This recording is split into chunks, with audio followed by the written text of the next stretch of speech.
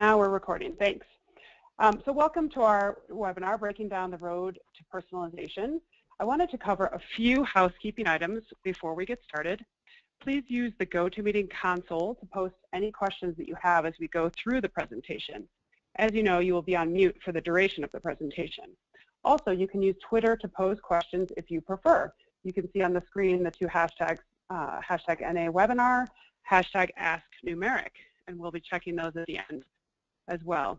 We're planning to leave about 10 minutes for questions, and you will receive a copy of the presentation 24 hours from now, and we will post a copy of the presentation on our website as well, which is www.numericanalytics.com, which you should check out anyway, as we have just redesigned it. I'm pleased to be able to connect you with two great influencers in the analytics and optimization world. Todd Deno is the practice lead for optimization here at Numeric Analytics. He is based in Pennsylvania and leads a strong team working with both Fortune 500 clients and entrepreneurial startups managing rapid growth. Todd believes that methodology is critical to all engagements, and his very strong client satisfaction surveys show the results of that approach. Joining us from Oracle Maxymiser and from over the pond is Tim Burge. He is head of solution consulting at Maxymiser and has a gift for working with clients to uncover the maximum benefits from their technology investments. I briefly wanted to introduce our two companies a bit further. Numeric Analytics was founded in 2006 by a small band of analytics professionals focused mostly on Adobe Analytics implementations, or at that time, Omniture. From here, we have grown into a diversified consultancy that specializes in strategy, optimization services, and advanced analytics.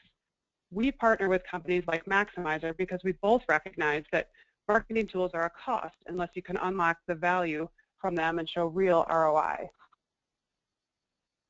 Oracle Maxymiser was founded in 2006 as well, and as you can see on the right, was in the coveted spot on the last Forrester Wave report for online testing. From our perspective, working with Maxymiser, we believe that their unique differentiators are that clients will never outgrow Maxymiser because everything from simple tests to complex MVT across multiple pages of a conversion funnel and personalization across all devices can be performed within the platform. Their rules-based algorithmic approach to personalization, leveraging multi-attribute segments, is also unique. Their robust reporting suite with retroactive filtering of multiple attributes, which you will see, again, stands apart in the industry. And finally, the highest security, reliability, scalability in the industry. Our agenda for today will be what is optimization and how to get started. And Tim will move us into marketing personalization, into making personalization work, and a demo. With that, let's get started. And Todd, please take it away. Thanks, Brooke. So like Brooke said, we're going to start off with just talking a little bit around what is optimization. So optimization is the act, process, or methodology of making something as fully perfect, functional, or effective as possible. And one thing you're going to note here is how this definition is vague in regards to what can be optimized, something, and how it can be done, the act, process, or methodology. And it's purposely vague on these points because really anything can be optimized. Websites, marketing spend, production supply chains, anything and everything can be improved upon. And there really is no one way to optimize anything. There's always going to be a multitude of options, and often more than one is going to be needed to reach that end goal being fully perfect, functional, or effective. So when we talk about optimization, we're really talking about a few different disciplines merged into one. And the best way to really describe this is with a pyramid structure. So each discipline rests on the previous. So without a firm understanding or accurate execution of each step of the pyramid, none of these disciplines will hold up over time. The foundation for optimization really is the measurement piece of this pyramid. So you can't really optimize anything if you don't know how it's currently performing or how your optimization efforts are performing. And then the next level is analysis. And obviously, if you aren't measuring something, you won't be able to analyze it. But the end goal of analysis really is to identify areas of opportunity to help improve the overall performance, which really leads us into testing. And really with the goal of testing, we're trying to optimize your site experience, ideally leading towards an improvement in revenue. this optimization will naturally lead you towards personalization. While you really can personalize content in your site without ever conducting an A/B or multivariate test, this would really be a huge mistake, and you wouldn't truly be able to understand the impact of those personalization efforts. And on top of that, without running periodic tests of your personalization activities, you won't really know if you're delivering the best content to the right segments. So when you have a solid pyramid structure and plan in your organization, you'll be able to reach that end goal of delivering the right content in the right way at the right time to the right person. So optimization process usually starts out with asking 4 main questions. The first one being, why does your site exist? And this really may sound like a philosophical question along the lines of, what is the meaning of life? But this really is the key to understanding the most, or to really getting the most out of your optimization program. Essentially, what we are trying to understand with this question is, what about your site helps your organization's doors stay open? The next question is, where is the area of greatest opportunity? So what site sections or pages of your site are bleeding conversions? Are there marketing campaigns or channels that are performing below par? And really what we're trying to understand here is, where can we focus our efforts with optimization? And then next, who are your customers? So can your online traffic be segmented into distinct buckets? Do you have a CRM system, and can it be tied to your site analytics? Do you have a site logon that will allow you to identify customers? And then also, are there customer segments that are performing suboptimally? And with this, we're not trying to be creepy or capture any personally identifiable information, but we are trying to get a better understanding of who is visiting your site to really help us inform the best way to communicate to them. And then finally, how can we improve conversions? And this last question is really where we begin to implement the various tactics of optimization to not only help identify what content or design will have a positive impact on conversions, but also what segments of your traffic will interact positively or negatively with various forms of content or design. So why do we need optimization? Really, as the slide states, it's simple. If you aren't testing, you're losing. And there are 3 key benefits to optimization. The first one being that it allows you to steadily improve conversion rates and revenue over time.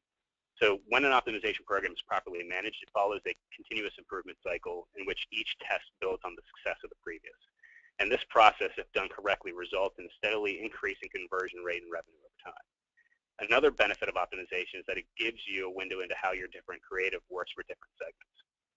So reviewing test results through the lens of segmentation is one of the first steps towards personalization. Doing this will eventually allow you to optimize towards segments rather than just pages. Now, Tim will actually dive into this concept a little bit deeper and show you how Maxymiser can actually help with that segment identification process. And then finally, optimization allows you to push the envelope with your website without exposing you to too much risk. So obviously, site alterations can be risky, especially when you're thinking about making a massive change to your site. But if you limit the audience who sees the new design, it will limit the potential downside of the change while still allowing you to evaluate the efficacy. So how do you get started? Now, as I mentioned earlier, measurement is the foundation of the pyramid, but analysis is really where optimization truly begins. And when I talk about analysis, I'm not talking about reporting. So reports are a product of an analysis, but true analysis is a creative discovery process in which you ask intelligent questions about your data. And the outcome of an analysis will typically lead to recommendations aimed at improving your overall site performance or adding additional tracking requirements to your site. So with that in mind, establishing a data-driven mindset in your organization is critical to the success of your optimization program. Now, detailing how to accomplish this would be a webinar in and of itself, but this process can be boiled down to a few key steps. The first one being the democratization of data. And so this is really just making your data accessible to everyone in your organization that wants access to it. The next step is to really invest in the right people. And no matter how great your tool may be, if you don't have the right resources in place to analyze and interpret the data to create actionable insights, the money spent will be all for naught. And again, not to downplay the tool too much, but you want to make sure that you are investing in the right tool. So you want to make sure that you thoroughly research all the available tools and choose the one that not only works for your current needs, but also your future goals. Again, you also want to make sure that you're investing in the training and development of your people. Technology is constantly changing, and so is the way that we're looking at data. So making sure your team is current on best practices will go a long way in establishing credibility in your data. And then finally, you want to embrace change. And like I said before, change can be risky. But if you fully trust your data and your people, the risk can greatly be reduced while increasing the reward. Now, when first starting out, most companies just want to dive right into testing and personalization without actually doing any of the analytical legwork to help them focus their efforts. And this often leads to tests that lack compelling results or personalization initiatives that have either unknown or no impact at all. So it's important to use all of the available data at your fingertips. That's web analytics data, survey, CRM, DMP, user lab testing, call center feedback, anything and everything to really help focus your efforts. So once you identify your main areas of opportunity, you begin to develop your roadmap from those points, placing the high opportunity, low effort tests at the top of the list and the high effort, low opportunity tests at the bottom. Now, this approach is not going to be 100% foolproof, but it will deliver compelling test and personalization results on a more consistent basis than gut feeling alone. And when we talk about optimization, process really is king. Processes can make or break your optimization program. And the reason being is that optimization is a deceptively complicated process that on the surface seems very simple, right? You serve content A and content B and C. Which version gets the most conversion?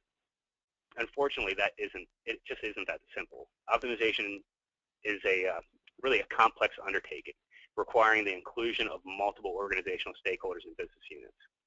And this is really only talking about testing at this moment. So if you layer on top of that personalization, the complexity widens. So these intricacies open optimization up to numerous potential pitfalls. The first one being resource limitations. Many times optimization falls on an analytics team that's already struggling through their current workload. So without a dedicated resource, the optimization program will struggle to get off the ground. The next one is poor planning. So a poorly designed and planned test and personalization activity is really already destined to fail. Without a clear hypothesis rooted in data, well-defined goals, and a detailed experiment design, the resulting analyses often don't yield productive outcomes. And the next one is lack of action taken. And while it may seem like a no-brainer to implement a winning variation permanently on a site, many organizations leave that improvement measured from optimization on the table. And there's a few reasons that this could happen. One being that all the potential interaction points were not accounted for. So think of a home page where there could be multiple interaction points that the business wants a user to take. Unless all those are measured and reported on, the results might be disputed by one of the stakeholders. Another reason could be that the approval process to make a winning variation permanent on the site would be very difficult to obtain in some organizations. And now both of these examples really are indications of poorly articulated metrics that fail to explain performance to stakeholder satisfaction. And then the final pitfall here would be incorrect action taken. So most optimization tools on the market today use the classic student t-test for calculating confidence intervals.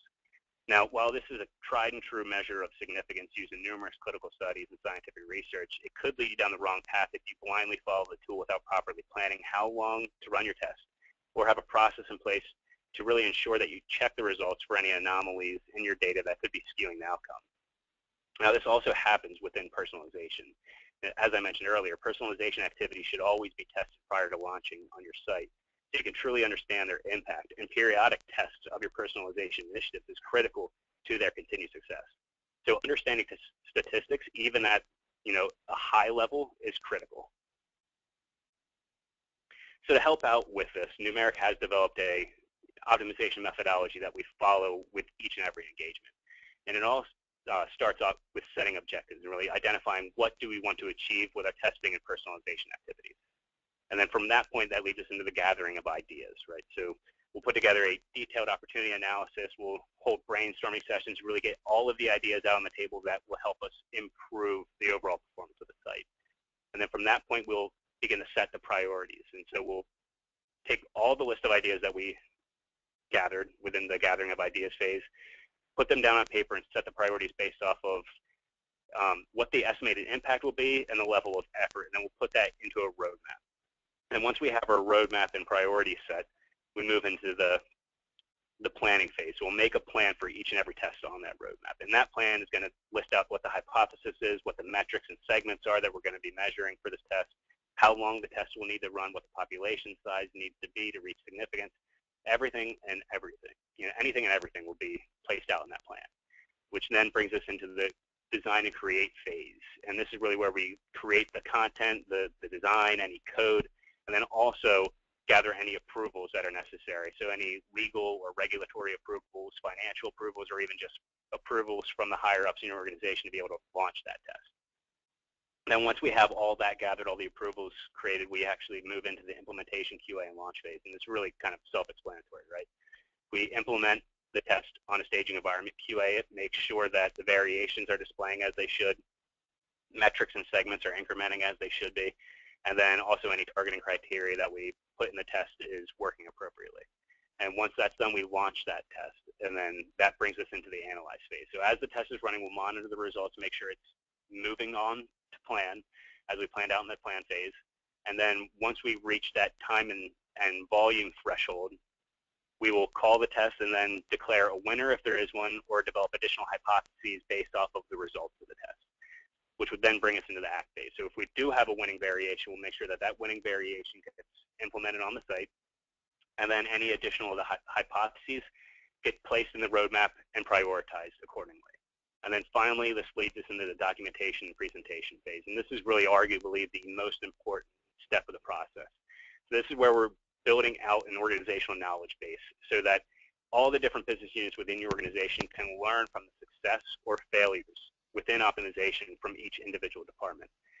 And then we're also presenting the findings on a monthly or quarterly basis. And you can think of this kind of as the marketing of the efforts of optimization, with the goal of it trying to really improve or increase the resource allocations for optimization, whether that's additional headcount or additional dollars to spend on new tool functionality or more consulting services to really help elevate you to the next level of optimization and climb that maturity curve.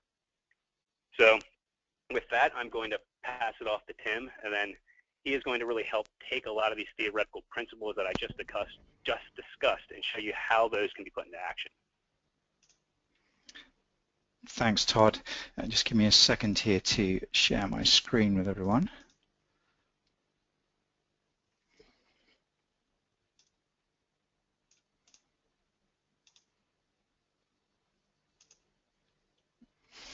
Okay, so hopefully everyone can see the slides here. So as Todd said, what I'm going to do now is I'm going to build on what Todd's been talking about and really focus on how we can make some of this stuff work for real. So looking at what do we need to have in place in order to be successful at personalization and optimization, and the kind of things we need to think about as we're putting this process in place or setting this up inside our organizations.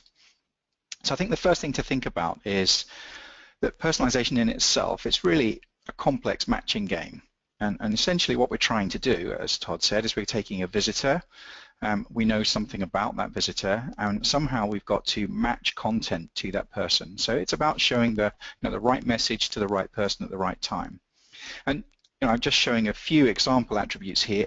In reality, we've got tens, if not hundreds, potentially, of attributes about these people. So we need some strategies in place for how are we going to deal with taking these people and matching them with content. So the first one of those, and I think this is where a lot of people start, is just to think about rules-based targeting. So I can make some assumptions here. I can say that if I know how old someone is, and I know that because I have them in the CRM system, they registered, they gave me the date of birth, or I've picked that data up from somewhere else. So if I know what age band someone is in, I can categorize them in this case as a young visitor, and then I just match what I think is the appropriate content for that.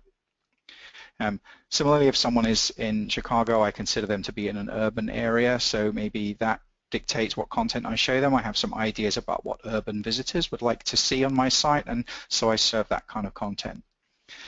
Now this is at this stage, this is just my personal opinion and my gut feel about this. What we're going to do is we're going to use Maxymiser and on all the process and methodology we talked about to measure the effectiveness of this to make sure that is the right thing and those are the right messages for those kinds of people. And this could work as a starting point, but I think what we find is that the world is not quite as straightforward as that. And it's not so easy to put people into boxes in this way and serve the right content. So there's the next level, if you like, up from this is to, rather than thinking of just raw rules for this, is to say, well, if someone is in this age band, they are likely to be a young visitor, but there are some other things that I need to think about as those people are interacting with the site. So, for instance, if this person continues to behave like a young visitor, so in this case I've made an assumption that if the last 3 transactions are all below $25, then they fit into my model of a young person. But if they're buying products which I don't normally associate with young people, so patio furniture, I would say, well, maybe this person is now less likely to be this young visitor, or they are not behaving like a typical young visitor, and maybe I need to show them something different. So similarly with the urban thing here, we look at the behavior of those people. So we're applying some kind of marketer knowledge or some assumptions around the behavior to really tweak and refine those rules. So this idea of a kind of affinity formulas and marketing guided decisions. And that can get us a little bit further than rules, because it's really allowing for people to change or be different and finding the right content that way. But even then, it's difficult to figure out what all of those rules should be. So essentially, we're going to get to a world where, rather than me trying to figure out what the rules are and then testing those to make sure that they're right, I'm going to use the machine here to learn for me. So we're going to take the same set of visitors and the same set of attributes, but rather than building any rules up front, I'm going to show random content to start with. I'm going to monitor the behavior of those people on the site. I'm going to learn what kind of content those people respond to, and over time I'm going to build up this idea of a rule set which says, if you see this kind of person, we need to match them with that kind of content because we've got the data to prove that that's the kind of thing they respond to. Now that changes over time. So we also need to be continuously monitoring and continuously updating that. So competitors bring out different products, people's behavior changes, kind of styles change, taste change. So we need to make sure that the rule set is being continually updated. So there is a continual refinement and a constant analytical refinement process that goes on behind this. So this idea of machine learning, it's not just a static offline data mining exercise, it's a continual monitoring of the data that we're collecting. Now, if we look at where do these three methods fit in, because they're all appropriate and they're all perfectly valid ways of doing personalization, and I think it depends on how advanced you are, where you are, how much data you have, and probably to a certain extent what your business is.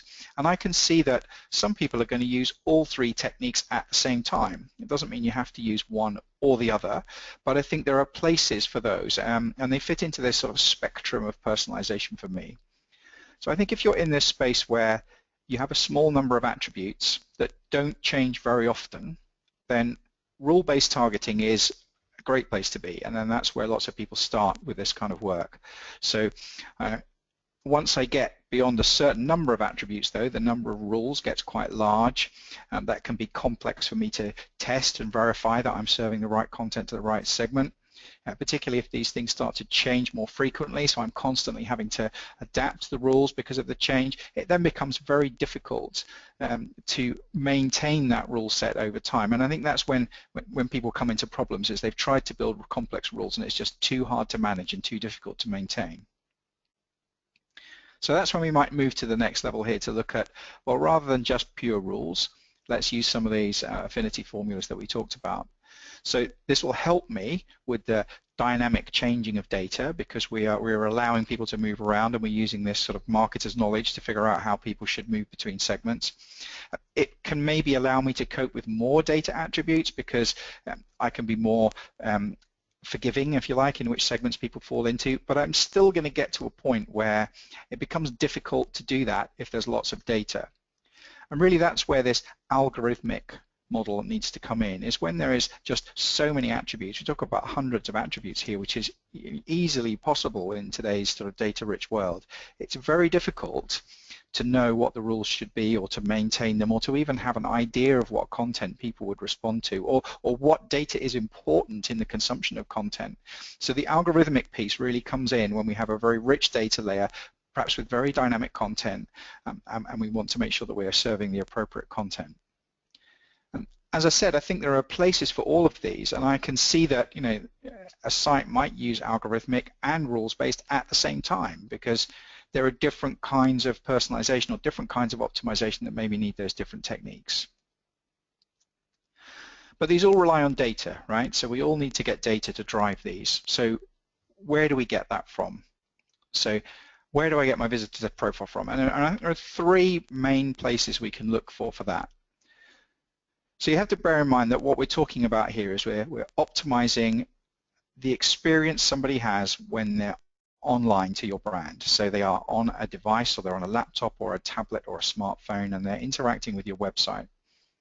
So there's a lot of information we can get from that session that they currently have with you. I can know about the device they're using. I know where they are. I've either done that by IP address or by the location services on a mobile device. I know how people got to the site. Did they come through search or through an email campaign or through the brand URL? If there were any parameters passed on the URL, I know about that, and I can pick up cookies from the session. So there's quite a rich source of data that I can get just by looking at the browser somebody is using. On top of that, though, we see people then starting to interact with the site, and as people move through the website and look at different content categories, we can start to get more information on someone. So we might look at what kind of products is this person browsing. If you're a hotel chain or a travel industry, what destinations are people looking at? What pages are they visiting on your site? What are they putting into their cart? What are they browsing? What are they interested in? So there's a lot of information we can get from that, and we can categorize people based on the kind of content they're consuming. But then we can also look at the data that people put into forms, for instance. So if I'm searching for something, the data that I put into the search form is very indicative of what I'm trying to do on the website right now. And that data can be very important to drive proper context and optimize in a way which is relevant to what I'm doing right now. And I think if we look at the third category of data I've got here, which is data that already exists in the organization, so taking a feed maybe from a CRM system, or if you're lucky enough to have a DMP behind your site, we might use that as a data management platform. Any source of data which will help me enrich that visitor profile, I should be collecting and using. Now, I know it's not possible to have all that in place right up front, and often this is a journey as people add more data to this, but I think as a general rule, the more data you can have, the better you're going to be with personalization. Now, the challenge with CRM data or any kind of offline data is that it tends to be offline, and it tends to be yesterday's or last week's, depending on how often your data gets updated. And as I said before, with the interaction data, there is nothing more indicative of what I want to do than what I'm doing right now on the website, and that really should override any kind of historic ideas I have about segments of people. And I'm just going to use an example here of how interaction data can play an important role. So this, just looking at an airline here, this is the search widget which is on the home page, and these are two searches that are being performed. Could be the same person in the same session performing these two different searches. But how can we, what do we know about what these people are doing here? Well, if we look at what data has been put in here, the dates, for instance. So one of these is for a one-day trip, and one of these is for a couple of weeks. One of them has one adult in the booking, and the other one has 4 travelers in the booking. And if we look in a bit more detail behind the form here, you can see that actually it's made up of 2 adults and 2 children. So we can make some assumptions about these people or what task they're trying to perform. I have no idea who this person is. They might not be logged in. It might be the first time I've ever seen them on the website. But just by looking at the data they're putting in the form, I can make an assumption and say, one person is trying to book a business trip, the other person is trying to book a family vacation. With that knowledge, I can then personalize the journey or optimize the journey that I deliver to those people. Now, business travelers, when I'm on a business trip, I just want to get on and off a plane as fast as possible. So maybe allocated seating is the most important thing to me, or airport transfers. When I go on holiday with my children, seriously, it's like moving house. So baggage in the hold is the most important thing to me there. Sure, I'm interested in being seated together as well, but I have a different set of requirements. So, most travel sites now, though, push both of these people through exactly the same process, and we should be using the data that we collect there to really drive optimization and drive optimized experiences to these 2 different people. Now, it's just my assumption that business travelers have a different set of requirements to people going on vacation, which is why we need to test this. So this goes back to exactly what Todd was talking about before. This is still about collecting the data, it's still about testing this, it's still about building a hypothesis and putting the plans together and analyzing the data. It's still about making sure that you understand about the statistical validity of the reports that you get out of the back of this. But it's about using the real-time interaction data to help you figure out what it is that your visitors to the website really need. And when it comes to figuring out, kind of what those segments are, I just had business and leisure there, but maybe there are some other segments of people in there that I don't know about. So what we should really be doing is using the Maxymiser tools to look at how people are interacting with the website before we do any kind of content personalization, and we might identify some clusters of people or some segments just by watching how people behave. If there's a particular group of people that abandon the checkout on a regular basis, maybe we should be looking at why is that, and should we be treating that group of people any differently? So there's lots of insight we can get by analyzing the data before we try and do anything. And then once we are serving content, whether we're testing or personalizing, we'll be collecting lots of additional data there, which will really help us to understand whether there are any other segments, maybe some micro segments within those big segments that I created up front, which would also help me to get more ROI or more conversion if I was to treat them differently or target them differently.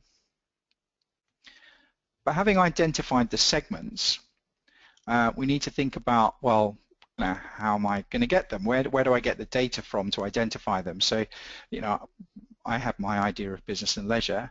Sometimes there's some gut feel involved in this that I believe there's a segment of people on my website that I think I should treat differently, and that's a classic testing question. But how can I identify them? And what data do I need to have in order to know that this segment of people has arrived on my site? So the first question we should probably ask ourselves about any of this is, are the necessary data feeds in place? Now, if I have this great idea, do I need to capture any additional data from anywhere, whether it's the session or from CRM, to be able to identify these people and make that work? So that's kind of first key point there. And the second one is really about understanding what the rules are. So when I talk about implicit versus explicit, it's the fact that I know that people are male and female because they've told me that when they're registered, or I know where people live, so that's a fact.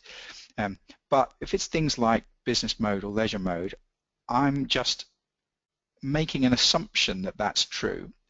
Now, it could turn out to be true, it could turn out to be false, but while we're going through that analysis phase and while we're going through the testing and we're trying to work out whether or not I should treat business travelers different to people going on vacation, I have to be able to write down the rule for what I think a business traveler is and what I think a leisure traveler is, so that when we're having the conversations, we're all talking about the same thing. So being able to document what you think, or document your assumptions, or document the rules you're investigating is really, really critical to this. And I know Todd talked about documentation and planning around the process here, and this really needs to be part of that you should really make sure that you know what you're talking about and everyone's talking the same language. And what you'll find when you come to do this as well is that you'll have an audience or an idea of a group of people that you want to target. So you've got your total population of people that are coming to your site. You've identified a group of people that you want to try something out on, or you want to personalize the experience for them. So it could be my business travelers, for instance. But what you'll find, though, is that there's probably some other people or other segments that I should also try this out on just to see if it makes a difference for them. So not just targeting people who fall into that business trip. Maybe there's a gray area between the two where we're not really sure whether it's a business or a vacation, and we can maybe try out some of this personalization on that segment of people to see whether that works or not. We might want to de-risk that perhaps by showing that to a smaller percentage of the traffic or managing the campaign in that way, but there'll always be some other people that we might want to test on which maybe are not included in the original segment. And similarly, there's going to be always a group of people that we should exclude. So these are people that we either definitely know are not interested in this particular product or service, maybe they already own it, or they don't qualify for it, or we have them down as a fraud or a credit risk or something that means that we really shouldn't be testing on these people. In the gaming world, that's quite often VIPs, where we say, well, let's leave them alone because they're already valuable customers to us, so we don't really want to mess that up or interfere with that. We'll just target and test on the other people in our world. So looking at all this then, we've got different techniques, we've got different strategies for doing optimization and personalization, and we've got different ways of collecting the data.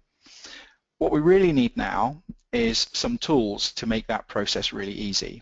And what I'm going to do now is I'm going to switch over to give a demo of how we might build one of these personalization campaigns in Maxymiser, and then look at how we might analyze the data that we collect on the back end. So I'm just going to switch screens here a moment.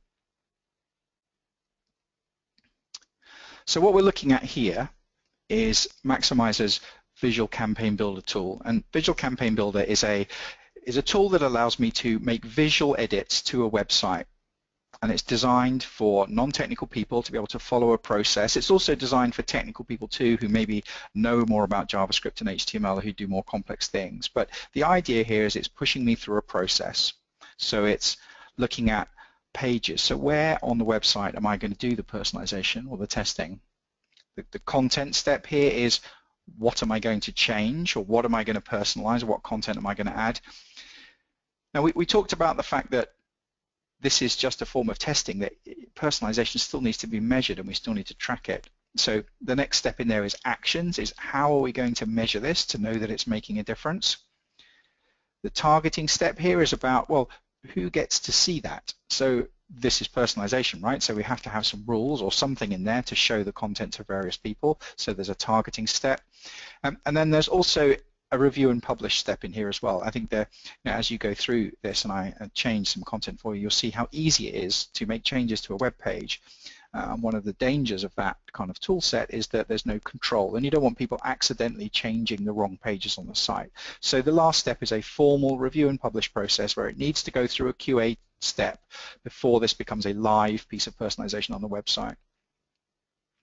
So let's just take a look at a couple of these. So content. So this website here, this is just the Maxymiser demonstration website. So this is a fictitious organization that sells kind of interior design products, you know, lighting, bedding, bath. You can see that there. If I want to add some personalization or I want to do some optimization on this site, this is the tool they use. So I can start by creating a new version of this page, which might be a personalization layer that I want to target a particular set of people with.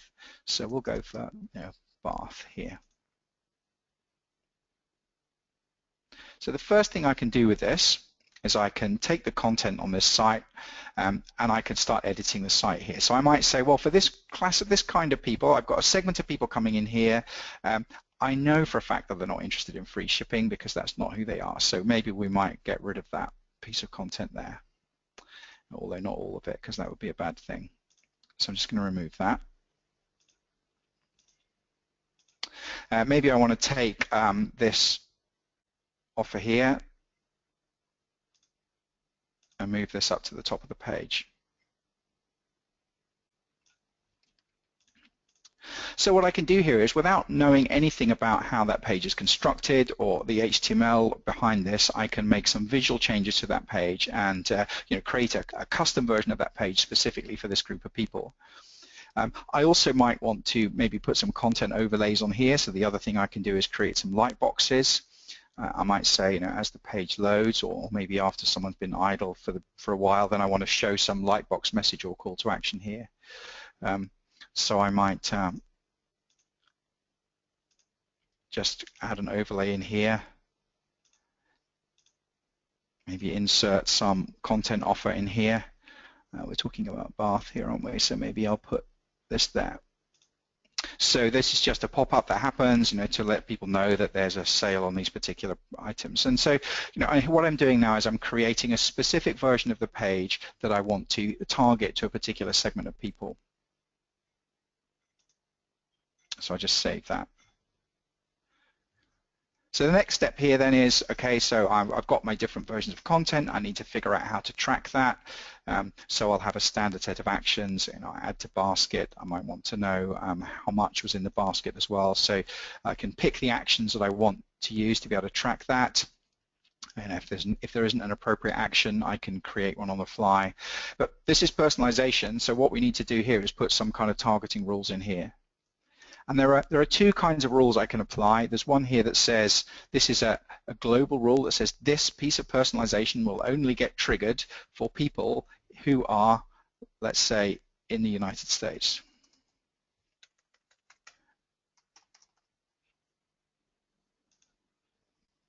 So you have to be in the US before this even gets triggered for you. Underneath that, though, I can say, okay, well, now I've got those specific bits of content. Now maybe I need to create some rules for targeting those things to people. So I've got standard attributes here that I've picked up. I've got geolocation, I've got the kind of device somebody's on, I've got time of day, I've got the how did they get to the site. I know what the weather is like where you are, so weather-based targeting is something we can do. And all the things that I talked about those session level data are something that we set up and appears in the custom actions here. So if we know, for instance, that somebody is male, and we might know that because of the kind of products that they buy, or we know what campaign somebody's been in, or we know what categories of products people have looked at before. What I do is I create the rules here necessary to serve that content. Just pick one here because of the time, but we could use as many attributes as we like to build that rule, and then I can say, okay, so the people who match that criteria, they are going to see that offer for the bath discount. So a very basic set of rules there, really. This is the beginning rule piece. I've got some attributes. I know what I want to serve. I create the rules, and then I just build that and I go with it. And I'd go through a QA process now, and I test that to make sure it renders properly on all of my devices, and then I push that live to my site. So once it's live on my site, then I start to collect data, and this is when I can start to get more insight into exactly what is going on behind the scenes here. So Maxymiser is now serving content. We're measuring and monitoring that. We're looking at multiple metrics. We're looking at what effect am I having on conversion rate. We're looking at what effect am I having on revenue, which is average basket value, to make sure that we're not impacting the wrong things. We're looking at this as a statistical test, so statistical confidence data in here to know that we're getting the right result here, rather than having to guess or make assumptions about which thing is performing well or which one of these experiences is winning. So I won't go into all the detail here because of the time, but there's a lot more detail, a lot more drill down I can do here to get a much more granular level of analysis on the data. But one of the things I talked about early on was taking my assumptions, not just measuring them to find out whether they work or not, but then also looking for other segments or other clusters of people that are in there that maybe I hadn't thought of or I didn't know about. So one of the other sides of Maxymiser is to be able to data mine the results of that and actually look for clusters of people that behave differently. And what this bar chart is telling me here is saying that this is the conversion rate that I had before I did anything. I ran this piece of campaign and I managed to get my conversion rate up slightly higher. But actually, I could do better, and if I served different content to different segments, I could get an even better uplift from this. And what it tells me down here is it tells me what those segments are. So there's a group of people here, 31% of my traffic. These guys come in direct. They haven't visited in the last 2 weeks. They respond best to this piece of content. There's another group of people down here, almost 13.5%, well, exactly 13.5% of my traffic. These guys come in from an external referrer, and actually they prefer a different piece of content. So what we've done here is we've learnt the rules for serving content. So now we're moving into this world of algorithmic, where we're not just going with this fixed static rule set. We are trying out content on our audience. We are collecting the data from that, and we are using the machine then to mine that and look for clusters and segments that behave differently. What we would do with this going forward is we would effectively use this as a mechanism for serving content according to these rules, but we'll continually monitor that over time against a control group to make sure that those rules aren't aging or changing, so that when they do, we continually adapt and continually change what we're serving to people based on real learning and real data rather than gut feel or assumption.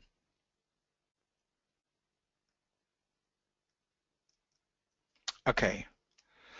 So I'm going to hand over back to Brooke and Todd now for questions. That was great. Thanks so much, Tim. Great demo. It was really nice to see the tool in action, kind of supporting the process that we laid out and that Todd talked about in the beginning.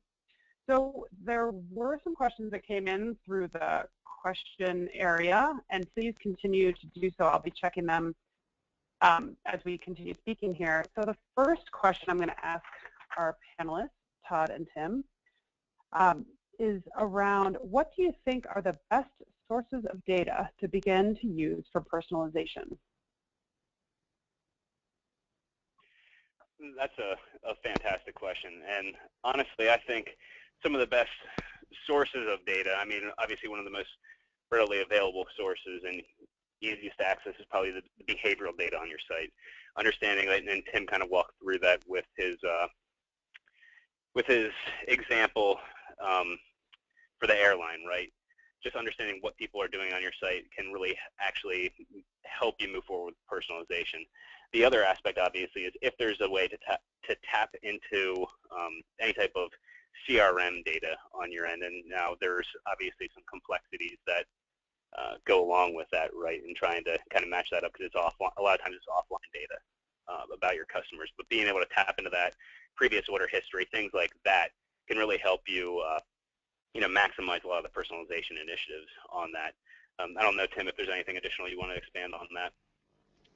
Sure. I mean, I think that's exactly right. And what we see, I think, with lots of the clients who are doing this right now is that while there's lots of data in the organization, it's not necessarily readily available or in the right format right now for use here. So I think one of the misconceptions of personalization is that you have to have all of the data in place already and in perfect form before you can start. And that's absolutely not true. There's a lot of data that you can capture, as Todd said, from sessions, anonymous visitor data you can collect through behavioral layers, and that's a great place to start. Sure, it would be better if you could integrate CRM data, but that doesn't need to be there from day one. So I think it really depends on what data you have and how easily accessible it is. It would be great to be in this world where everything was available, but sometimes that's just not practical. So it's about using what you have and using what's easy, and just looking at a really pragmatic approach to this to say, I just need to get started, so let's use what I've got right now. I'll get some benefit from that, I'll learn from that, and I can add more data sources in over time as I go.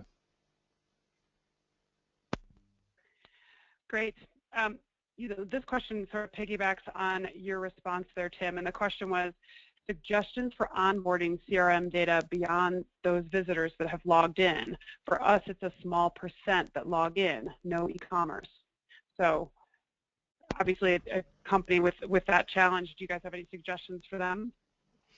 Sure, so if I can take that one. So I think that's very common, and even where you do have lots of data about your clients or lots of registered visitors, certainly we see in retail that most people don't log in until the point where they need to purchase something. It's perhaps different on mobile and tablet, where kind of auto logging in on those kind of devices, particularly through apps, is much more kind of accepted and common. But on desktop, we do see a lot of people who are anonymous, and data can be a challenge in those kind of environments. But we can tell that someone's a repeat visitor, though, even though they haven't logged in. So we can look at what did they do last time they were on the site, so we can use that previous interaction data to drive personalization. If it genuinely is a first-time visitor that you've never seen before, then you have to make assumptions about the route they took to the site, the kind of device they're on, maybe if they came through search and landed on a particular page in the site, you can optimize around that. But this is a great place for third-party data services like DMPs to come into play. So you can use something like a Turn or a BlueKai as a service to be able to get third-party data about these visitors from elsewhere in the web or on the kind of in the internet where these people have been looking at other sites. And if you have that kind of technology behind a site, that can give you lots of insight and lots of data into people's behavior or people's intent that you can't have just by looking inside your own site. Great, thanks, Tim. This question came in during the demo, Tim, so it was really about, it says when you ID new segments, how did the preference get set up? Does Maxymiser automatically determine there's a segment and set up different tests to those people, or is that a manual process? Yeah, so Maxymiser will automatically identify the segment for you. So what it's done is it's taken all of those tens of attributes or however many you have, and it's basically run some modeling and data mining against that to say, there's a cluster of people here which are defined by this rule. What you do with that is really up to you, and I think it depends on what you're testing and what you're personalizing as to what the right approach is. So if this is a tactical summer campaign where we are looking at maybe a 2-week promotion, or maybe it's around Easter or something where there's a limited time span for this. So in those kind of situations, it makes perfect sense to just press the button that's at the bottom of the page and have Maxymiser serve that content according to the rules it's identified. If the test uncovered that maybe your checkout process and you've got 2 different kinds of kind of cultural visitors, let's say, and I'm making sweeping assumptions here, and this is just an example, is that maybe people from Canada prefer a different checkout process or different payment methods to people from North America, you know, and that kind of thing, maybe that's something you want to build as a part of your platform rather than have Maxymiser handle that as a personalization layer. And there's a bit of a kind of gray area in between those two where, you know, you could use it as a Maxymiser as an optimization layer, or perhaps it is a candidate for inclusion on your platform, and you have to make your own decisions at those points. But I think the point is, though, that we expose enough information about how valuable those segments are, not just about how big they are, to be able to make the right decision there. So I guess it's a very long answer to the question, but you can have Maxymiser automatically serve content to those. Most likely, though, you're going to take the learnings from that, and that's going to go into your next cycle of iteration, and maybe you want to come up with some more design ideas around how you might treat those segments, and then use that to maybe drive phase 2 or the next thing that's on the roadmap. Great, thanks, Tim.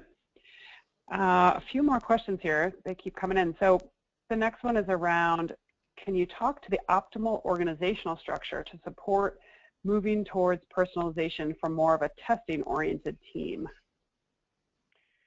Yeah, absolutely. And honestly, you know, when you're talking about organizational structure for optimization in general, really, I mean, it's going to be the same for testing and personalization. And typically it all starts with having basically an executive sponsor, and that's kind of a higher up individual that's really kind of the evangelist for, you know, optimization and really data-driven decision making. So that's going to be critical to kind of setting up and having that person in place, because he's going to be the one that's going to be keeping everyone in line and moving forward, and really has the authority to kind of keep people on the same page, right? And then from that point, obviously, you're going to have some people working within optimization. So you're going to have at least one dedicated resource working within optimization. Now, like I said, a lot of times, you know, testing and personalization falls on the analytics team, but, you know, you would ideally have somebody that their primary focus, their primary job is focused around testing and you know, personalization. And then, you know, that this person could potentially wear multiple different hats, but there's a lot of different roles that need to be played, and a key role is really the project management aspect of it, and really, you know, making sure everything is moving forward.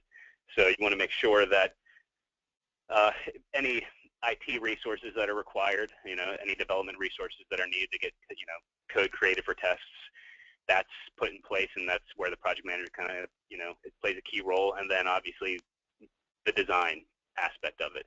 So whether you're using you know, an agency or you're using internal design resources within your company, the project manager basically is the liaison really between the person who's kind of managing the roadmap and then all the different units that need to play a role, which is obviously IT, design, and any other organizational stakeholders at the table. And again, obviously, you know, this project management role can be played within the optimization team. It could be one person wearing multiple hats.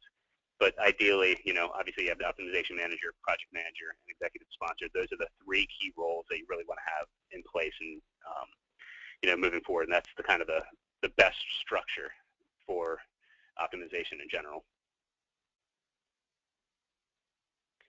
Thanks, Todd. There's a technical-oriented question, I guess, around, does your website need to be on a certain platform to use Maxymiser? Specifically, like a medium-sized business interested in using it. Can you guys address that? Sure. Shall I take that one? So the way Maxymiser works from a technology point of view is we're a client-side tool. So we're operating in the user's browser, which really means that we're operating independently of any content management platform or e-commerce engine that might be behind the scenes. So essentially what we're doing is we're waiting for content to be delivered into the user's browser. We're then looking at that, making some decisions about how we might want to alter or optimize that, and then showing that optimized version to the visitor. So we're not tied to any particular back-end platform. In fact, we're completely independent of any of those kind of tools. So we can work with, you know, any piece of technology pretty much behind the scenes. And I think one of the issues that we quite often come across is we can test and optimize far more than you could ever build on your back-end platform. So one of the things that we need to go through as part of that planning process that Todd talked about is really thinking about what's realistic to do based on if we did find some fantastically performing version of a process, could we build that? And that's a kind of good question to ask, and that might change what we go about testing, but we shouldn't really be constrained by the platforms that we have. Great, thanks. I think we have time for maybe one or two more. This one is around, how do you think about testing when you have algorithmic personalization in place? Is there still a place for testing, or is everything done through the algorithm at that point? And that's a fantastic question. Obviously, the algorithm really helps, right, with identifying what's the right content for the right segment. It basically kind of it takes a lot of the human involvement out of it. But at the end of the day, there's still, you still need to test that, right? Algorithmic personalization is going to essentially cost more money because you're buying essentially that feature within your tool set, right? So you want to make sure that the additional cost associated with actually having that type of functionality in place, you're going to get the return on that. So you want to test that, make sure that what the algorithm is going to be doing is going to be an ROI positive venture. So you definitely want to make sure that you're testing that. And then there's also going to be little tweaks here and there within that algorithmic personalization that you want to do. You're going to want to run probably some creative tests, right? So the algorithm is going to be able to design the right creative for you. So you still want to be able to, test out, is that the right creative to be showing? Can, an additional new creative do better? Does this messaging work better than that messaging? So there's still, minor tweaks and tests that can be done within algorithmic personalization. So it definitely does play a role. Great, thanks, Todd. Just a quick one, maybe we can, this might be the last that we have time for, but this one is around, do you support mobile? Tim, I'll let you take that one, because I think it's more on the Maxymiser side. Sure. So absolutely is the answer to that one. And I think for the reason that now people don't really think about interacting with a business in terms of channels. If I'm booking a flight, or using my example before, I don't really think about the fact that I'm on a mobile device. I'm just talking to United or whoever the airline was. And so whatever device I come into that site on, I have to be able to provide optimization. So we need to work on desktop, we need to work on tablet, we need to work on mobile on the website, but also we need to work in native apps as well, or hybrid apps. So there's an element of doing this in a native app world as well, which is a slightly different process that you need to go through, but it's the same platform underneath, just delivering messages into an app framework rather than into a web framework. So we need to cover all of those bases, and Maxymiser as a platform has tools to help you with that, and the platform certainly works across all the mobile channels. Okay, great. I think with that, we're going to wrap it up. Just so anyone on the phone is aware, if there's any questions in the chat box that didn't get addressed, we will email you a response, so don't feel that they will go unanswered. And I just want to thank our presenters one more time, Tim Burge and Todd Deno, for a great presentation. And I hope all of you have a great rest of your day, and we'll see you on our next webinar coming soon. Thanks, everybody.